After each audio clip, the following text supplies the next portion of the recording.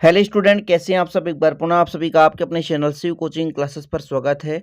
और online fact में student अगला पार्ट लेकर आ चुका हूं। इसके पहले स्टूडेंट आप लोगों ने 7 पार्ट देख लिया होगा और ये स्टूडेंट पार्ट नंबर आपका 8 है। ठीक है, कौन सा पार्ट है? 8 है। ऑनलाइन फैक्ट के सीरीज में स्टूडेंट 20 क्वेश्चन आपको कराता हूँ हर दिन शाम 7 बजे। स्टूडेंट तो आप लोग अभी तक प्रीवियस वीडियो नहीं देखे हैं तो जाकर के चैनल में उन वीडियो को देख लीजिए। आपको स्टूडेंट सभी वीडियो को देखने से 100% कहता हूं कि बेसिक नॉलेज आपको 100% श्योर होगा और अच्छे से तरीके से स्टूडेंट आपको समझाता भी हूं। जो टॉपिक समझाने लायक होता है पूरा समझा देता हूं ताकि आप लोगों का बेसिक नॉलेज क्लियर होता चले। ठीक है, तो चलिए आज शुरू करते हैं और देखते हैं पहला क्वेश्चन स्टूडेंट आज का। एक आदर्श वोल्ट मीटर का प्रतिरोध कितना होता है? प्रतिरोध का मतलब क्या होता है स्टूडेंट? रुकावट। यानी वोल्ट मीटर में कितना रुका। आदर्श का मतलब क्या होता है? जो पूर्ण रूप से काम करे, अर्थात उसमें किसी प्रकार का भी रुकावट ना हो, है ना। कहने का मतलब इसका स्टूडेंट ये आंसर होगा, करेक्ट आंसर, कि एक आदर्श वोल्टमीटर का प्रतिरोध अनंत होता है। मतलब कोई निश्चित नहीं होता। आदर्श मतलब 100% जो कार्य करे, तो कोई निश्चित। अनंत का मतलब होता है कोई निश्चित नहीं होता। ठीक है, जबकि स्टूडेंट यहाँ पर देखेंगे कि अमीटर का प्रतिरोध जो होता है बिल्कुल शून्य होता है। अमीटर का प्रतिरोध क्या होता है? शून्य होता है। कारण क्या है कि वोल्ट मीटर जब काम करता है तो कुछ ऊर्जा वोल्ट मीटर को स्टार्ट करने में या उसमें कार्य करने में व्यय हो जाता है, जबकि अमीटर में एक भी ऊर्जा व्यय नहीं होता है स्टूडेंट। इसलिए इसका प्रतिरोध शून्य होता है, इसका अनंत होता है, मतलब निश्चित नहीं। लेकिन आदर्श है, इतना भी ज़्यादा ऊर्जा व्यय नहीं होता कि आपका मान लीजिए 10 है तो वहाँ पे 12 दिखाने लग जाए या 10 है तो 8 दिखाने लग जाए, ऐसा नहीं। पॉइंट में कुछ मात्रा में ऊर्जा व्यय होता है। ठीक है, चलिए यहाँ पर एक थोड़ा फैक्ट देखें कि वोल्ट मीटर का प्रयोग विभवांतर मापने में किया जाता है और इसे परिपथ में सदैव किस क्रम में लगाया जाता है स्टूडेंट? समांतर क्रम में लगाया जाता है। ठीक है, ये भी आपको तैयार कर लेना। आपको वैसे भी बताता हूँ स्टूडेंट कि 20 का नाम रहता है, इसके साथ अदर फैक्ट भी यहाँ पे कंप्लीट कराता हूँ, तो आप लोग अच्छे से तैयार करते चले कि वोल्ट मीटर का प्रयोग है ना विभवांतर मापने में किया जाता है। यदि क्वेश्चन आ जाए कि वोल्ट मीटर का प्रयोग कहाँ किया जाता है, तो विभवांतर मापने में किया जाता है। और यदि पूछ दिया जाए स्टूडेंट इसे श्रेणी में किस प्रकार, मतलब परिपथ में किस प्रकार या किस क्रम में जोड़ा जाता है स्टूडेंट, तो समांतर क्रम में जोड़ा जाता है। साथ में एक आदर्श से आपने एक यहाँ पे सीख ही लिया कि एक आदर्श अमीटर है तो इसका प्रतिरोध कितना होता है? शून्य होता है। नेक्स्ट क्वेश्चन आपके लिए, विद्युत धारा का चुंबकीय प्रभाव किसने खोज की? ठीक है, चुंबकीय प्रभाव की खोज किसने की स्टूडेंट? तो ऑरस्टेड ने की। करेक्ट आंसर है हेंस क्रिश्चियन ऑरस्टेड ने। 4 ऑप्शन आप यदि कंपटीशन एग्जाम की तैयारी करते हैं तो 4 ऑप्शन देके रखेगा, जिसमें स्टूडेंट यदि आप ये सब याद करते चलते हैं तो 4 ऑप्शन में करेक्ट आपसे बन जाएगा। यदि आप किसी क्लास में स्टूडेंट, तब पर भी यहाँ पे साइंस के क्वेश्चन है ना, सोशल साइंस क्वेश्चन है, हिंदी के क्वेश्चन भी ऐड करता रहूंगा ताकि आप लोगों का बेसिक सब कुछ फैक्ट तैयार होता चले। ओके, चलिए नेक्स्ट क्वेश्चन है आपका स्टूडेंट, साइकिल की खोज किसने की थी? तो मैक मिलर ने की। किसने की स्टूडेंट? साइकिल की खोज तो मैक मिलर ने की थी। ठीक है, कब की स्टूडेंट? तो 1839 में। कब? 1839 में मैक मिलर ने साइकिल की खोज की। देखिए भैया, पहले क्या था? कोई वाहन नहीं था, तो मिलने के लिए क्या बना दिया गया? साइकिल बना दिया, इसलिए मैक मिलन। ऐसा याद कर लो, पहले किसी प्रकार का वाहन का सुविधा था नहीं, लोग एक दूसरे से मिलना चाहते थे तो मैक मिलन, मिलने के लिए मैक नहीं साइकिल बनाए तो मैक मिलन। कब? 1839। ऐसा ट्रिक से याद कर लो।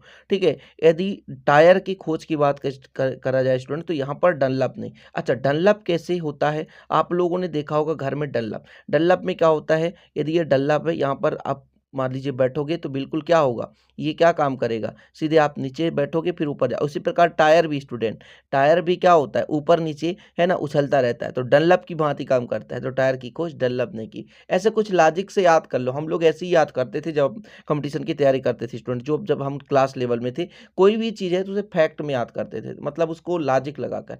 ठीक है, चलिए अगला आपका क्वेश्चन स्टूडेंट, कृत्रिम श्वसन के लिए किन दो गैसों का मिश्रण लिया जाता है?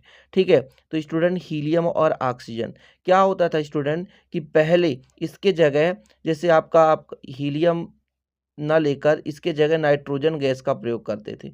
लेकिन ये जो नाइट्रोजन गैस स्टूडेंट, वो बेंडस नामक बीमारी उत्पन्न करता है। बेंडस नामक बीमारी उत्पन्न कर देता है। यदि हम हीलियम की जगह स्टूडेंट उसका नाइट्रोजन का प्रयोग करें तो बेंडस नामक बीमारी उत्पन्न हो जाती है। इस कारण से स्टूडेंट अब किस नाइट्रोजन की जगह किसका प्रयोग करते हैं, हीलियम का, और साथ में ऑक्सीजन रहता ही है। ठीक है, चलिए नेक्स्ट क्वेश्चन है आपका, हास गैस का सूत्र बताना है। ठीक है, हास गैस का सूत्र यहाँ पर स्टूडेंट NO2। बताइए, ऐसे भी गैस हैं जिनको सूंघने से आप हंसने लगोगे।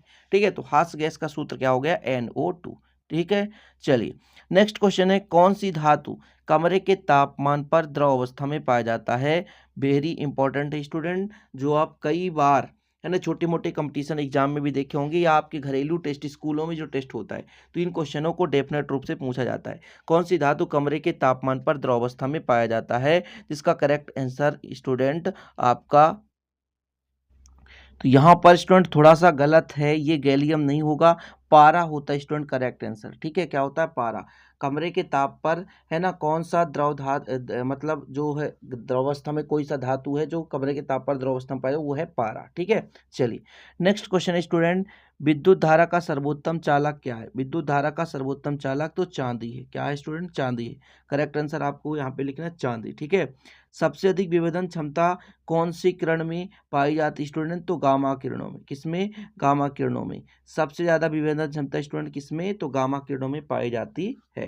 ठीक है, नेक्स्ट क्वेश्चन है आपका, क्वेश्चन नंबर 9 हो गया, दूध की शुद्धता किससे मापी जाती है, तो लैक्टोमीटर से मापी जाती है। आप लोगों ने पढ़ा होगा लैक्टोमीटर। ठीक है, लैक्टोमीटर से दूध की शुद्धता मापी जाती है, ये करेक्ट आंसर हो गया लैक्टोमीटर। नेक्स्ट क्वेश्चन, थायराइड ग्रंथ में कौन सी हार्मोन्स निकलती है। थायराइड ग्रंथ से कौन सी हार्मोन्स निकलती है, इसका करेक्ट आंसर आपको बताना है। तो स्टूडेंट ये हो गया थायरॉक्सिन हार्मोन्स। कौन सा हार्मोन्स निकलता है, थायरॉक्सिन हार्मोन्स। ठीक है, अब ये नहीं कि आप सोचोगे सर मेरा तो बायोलॉजी है नहीं। देखिए जीके में बायोलॉजी, चाहे आप साइंस की बात करें, सोशल साइंस की बात करें, history, economy, geography, polity, science, GK में सब कुछ आ जाता है। ठीक है, तो जीके में साइंस भी सब कुछ ऐड करेंगे। ये जीके का चल रहा है स्टूडेंट, इंपॉर्टेंट 20 जीके है ना, कोई भी सब्जेक्ट हो सकता है। थायरॉक्सिन हार्मोन्स स्टूडेंट जो घेंघा रोग को नहीं होने देता। मतलब यदि थायरॉक्सिन हार्मोन्स की कमी हो जाए स्टूडेंट तो घेंघा रोग उत्पन्न हो जाता है, गले में सूजन आ जाती है, वो घेंघा रोग होता है। ठीक है, चलिए नेक्स्ट क्वेश्चन देखिए, एक आदर्श तरल पदार्थ की सांद्रता कितनी होती है, तो इसका करेक्ट आंसर हो जाएगा शून्य। कितना, शून्य। अगला क्वेश्चन है, स्थिर संगठन और निश्चित अनुपात का नियम या स्थिर अनुपात का नियम किसने दिया स्टूडेंट, तो प्राउस्ट ने दिया था 1799 में। अब देखिए कुछ बुक्स में सन थोड़ा सा अलग रहता है, ये एनसीईआरटी पैटर्न से लिया गया स्टूडेंट, ध्यान रखिएगा कि प्राउस्ट ने 1799 में दिया। अब कुछ बच्चे कमेंट भी करेंगे सर हमारे बुक में तो ये है, तो आप कंफ्यूज मत होना, प्राउस्ट ने दिया कब, 1799 में। थोड़ा सा नियम के बारे में यहाँ पर चर्चा करेंगे स्टूडेंट, कि किसी शुद्ध रासायनिक पदार्थ के विभिन्न तत्वों का अनुपात क्या होता है, निश्चित होता है। मतलब कोई भी आपका यौगिक है ना, उसमें रासायनिक पदार्थ के विभिन्न तत्वों का अनुपात स्थिर होता है, चाहे वो किसी भी माध्यम से लिया गया हो। जैसे जल स्टूडेंट, नदी का लें, समुद्र का ले लें, कुआं का ले लें, कहीं का भी लेंगे जल, लेकिन उसका अनुपात हमेशा 1:8 ही रहता है। मतलब स्थिर अनुपात, यानी किसी यौगिक को हम कहीं से भी उठा लें लेकिन उसका अनुपात हमेशा स्थिर होता है। ठीक है, अगला क्वेश्चन है, आवर्त सारणी का आविष्कार किसने किया था। आवर्त सारणी का आविष्कार किसने किया था स्टूडेंट, तो किसने किया था, मेंडलीफ ने किया था। आप कहोगे आधुनिक आवर्त सारणी भैया ये कब आया, मोस्ले ने दिया था, नहीं, आवर्त सारणी पहले किसने बनाया, मेंडलीफ ने बनाया। फिर आधुनिक आवर्त सारणी वो तो फिर भैया मॉडर्न, उसको मतलब कुछ ना कुछ सुधार कर दिया गया, लेकिन मुख्य रूप से जो देन है वो मेंडलीफ को माना जाता है। सन 1800 कब स्टूडेंट, 1869 में। किसने दिया, तो मेंडलीफ ने दिया। इन्होंने क्या बताया था, किस आधार पर व्यवस्थित किया था, उन्होंने तत्वों के भौतिक और रासायनिक गुण, परमाणु द्रव्यमान के आवर्ती फलन है। मतलब मेंडलीफ ने परमाणु द्रव्यमान के आधार पर इनको व्यवस्थित किया था, किसको, तत्वों को। ठीक है।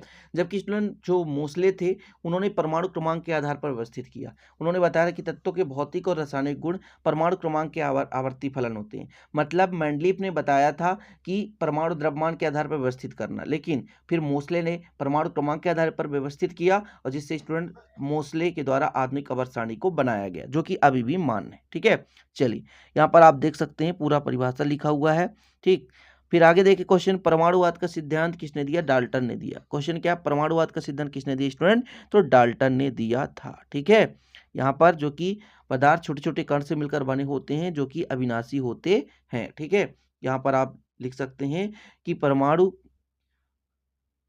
किसी तत्व का वह छोटा सा छोटा कण है जो रासायनिक क्रिया में भाग लेता है, अविनाशी होते हैं। ठीक है, या ऐसा भी लिख सकते हैं परमाणु छोटे छोटे कण से मिलकर बना, मतलब पदार्थ का सूक्ष्मतम कण परमाणु होता है जो कि किसी भी रासायनिक अभिक्रिया में भाग ले सकता है और अविनाशी है, मतलब नष्ट नहीं होता। इसको आप मत लिखना, मैं बता रहा हूँ। यदि लिखना है आपको कि परमाणु पदार्थ का सूक्ष्मतम कण है जो अविनाशी है या जो कि रासायनिक अभिक्रिया में भाग लेता है, जिसे नष्ट नहीं कर सकते। ठीक, चलिए, आवर्त सारणी का आवारा तत्व कौन सा है बताना है आपको। तो हाइड्रोजन स्टूडेंट, जो कि पहले समूह और 17वें समूह, पहले समूह और 17वें समूह से समानता दर्शाता है, इसलिए इसे आवारा तत्व कहा जाता है। और आवर्त सारणी का सबसे हल्का तत्व कौन सा स्टूडेंट? तो हाइड्रोजन ही है। और पहला तत्व जहां से आवर्त सारणी स्टार्ट होता है वो भी हाइड्रोजन ही है। ठीक है, एवोगैड्रो संख्या का मान बताना आपको। एवोगैड्रो संख्या का मान कितना होता है स्टूडेंट? तो इसका मान होता है 10 दशमलव, देखो यहाँ पर स्टूडेंट ऐसे 6 दशमलव, कभी कभी आप ऐसा पाओगे 023 इंटू 10 के घाते यानी 10⁻23 ऐसा भी पाओगे। कभी कभी स्टूडेंट आप ऐसा भी देखने को मिलेगा आपका 0.6.022 इंटू 10⁻23, ये सबसे ज़्यादा आपको देखने को मिलेगा। और ये जो है कभी कभी बुक्स में 20 भी दे देता है, तो दशमलव के बाद है इसलिए इफेक्ट नहीं पड़ता, लेकिन ये मुख्य रूप से इसको आपको तैयार कर लेना। ठीक है, 6.022 इंटू 10⁻23। ठीक, चलिए नेक्स्ट क्वेश्चन है, आवर्त सारणी में सबसे अधिक ऋण विद्युतीय तत्व कौन सा है? सबसे अधिक ऋण विद्युतीय तत्व कौन सा प्यारे भाइयों? तो वो है फ्लोरीन। वो कौन सा है? फ्लोरीन। फ्लोरीन इसका संकेत क्या होता है प्यारे भाई? फ्लोरीन का संकेत F होता है। 17वें समूह का तत्व है। ठीक है, पहला तत्व है 17वें समूह का पहला तत्व फ्लोरीन, इसके बाद क्लोरीन, ब्रोमीन, आयोडीन, एस्टाटीन। ठीक है, तो ये फ्लोरीन सबसे अधिक ऋण विद्युतीय तत्व है। ठीक है, इलेक्ट्रॉन बंधुता जबकि सबसे ज्यादा किसकी होती है? आपसे पूछ दिया जाए इलेक्ट्रॉन बंधुता किसकी होती है स्टूडेंट? तो क्लोरीन की इलेक्ट्रॉन बंधुता सबसे ज्यादा होती है। अगला क्वेश्चन है सोशल साइंस का, 1857 की क्रांति का मुख्य कारण क्या था भैया? मुख्य कारण बताना है। तो चर्बी लगे कारतूस, ये आप लोग 9th क्लास में पढ़े होंगे, क्या याद है आपको? चर्बी लगे कारतूस के कारण है ना, मंगल पांडे ने मना किया था और वहां से क्रांति शुरू हुई थी। सबसे छोटा महाद्वीप बताना है आपको।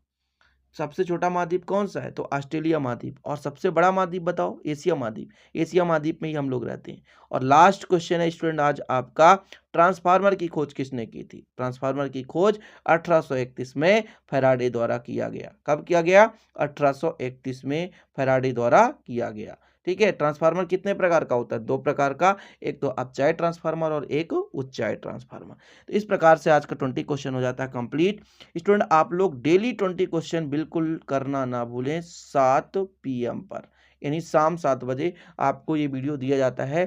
ठीक है, तो आशा और उम्मीद है कि आप लोग वीडियो देखते होंगे और पढ़ाई करते होंगे, है ना। और ऐसे ही स्टूडेंट आप लोग प्यार और सपोर्ट बनाए रखिए, आपके लिए ऐसे ही वीडियो हम लाते रहेंगे। मिलते हैं अगली वीडियो में। जय हिंद, वंदे मातरम।